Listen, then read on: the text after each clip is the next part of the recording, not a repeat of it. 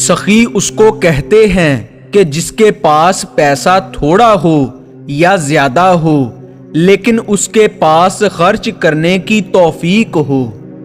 کسی بدی سے اس لیے گریز کر جانا کہ اللہ کا ڈر ہے تو یہ اللہ تعالیٰ کو بہت پسند ہے، اتنا پسند ہے کہ اس نے حضرت یوسف کو پیغمبر بنا دیا۔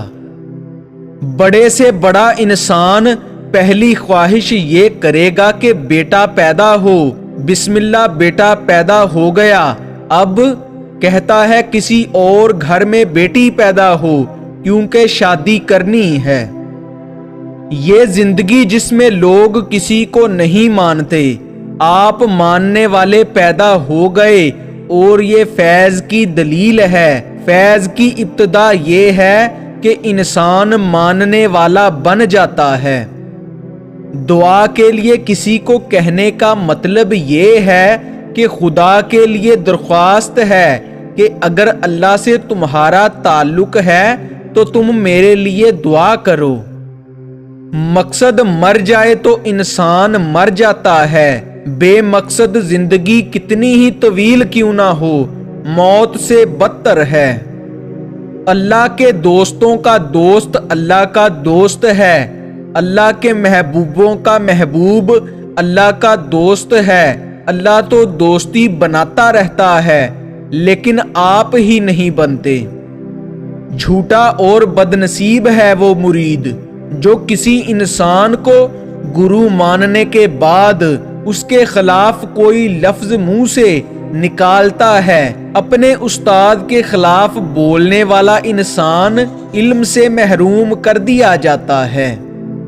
اللہ تعالیٰ کی رحمت سے مایوس نہ ہونا اور نہ رحمت سے مایوس کرنا یہ شیطانی کام ہے۔ ہم سب مر جائیں گے، یہ حقیقت جاننے کے باوجود بھی ہم ایک دوسرے کا جینا حرام کر رہے ہیں۔ واصف علی واصف سے کسی نے پوچھا کہ یہ کیسے پتا چلے گا کہ اللہ ہم پر راضی ہے؟ واصف علی واصف نے انتہائی خوبصورت جواب عطا فرمایا کہ تنہائی میں بیٹھ کر سوچو کہ تم اللہ پر کتنے راضی ہو، جتنے تم اللہ پر راضی ہو اتنا اللہ تم پر راضی ہے۔ جس کو احساس نہ جگائے اس کو کون جگا سکتا ہے؟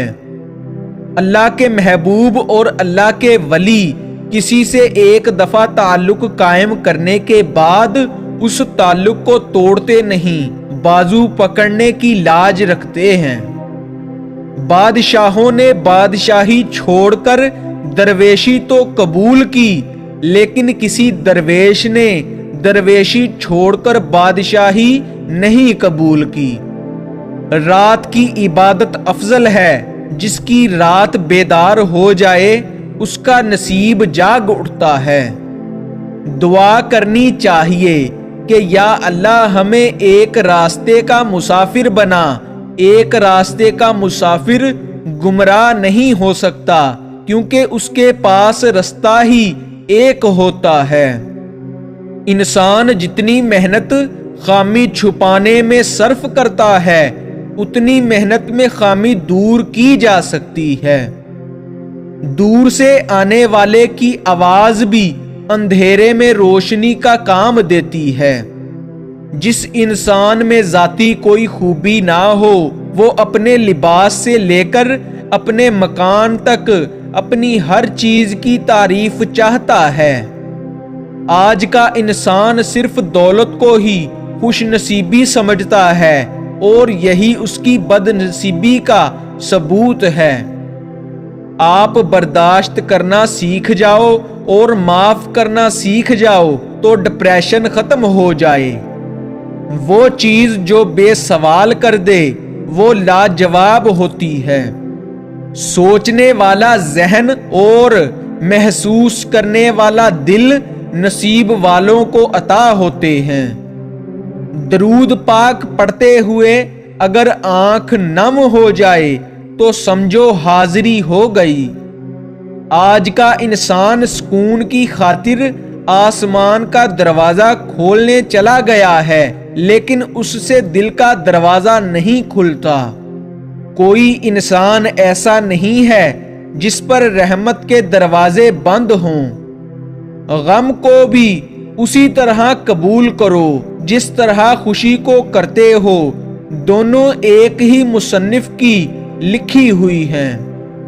ہماری ہڈیوں سے گوشت تو اتر سکتا ہے لیکن ہمارے دلوں سے نبی کریم صلی اللہ علیہ وسلم کی محبت نہیں۔ ترقی خوبصورت اثاثوں کا نام نہیں، ترقی خوبصورت احساس کا نام ہے۔ خوراک جسمانی طاقت کے لیے ضروری ہے، اگر خوراک کا استعمال حد سے بڑھ جائے تو صحت کی تباہی کی علامت ہے۔ جب بھی دعا مانگو اپنی اوقات دیکھ کر نہیں بلکہ اپنے رب کی شان دیکھ کر مانگو۔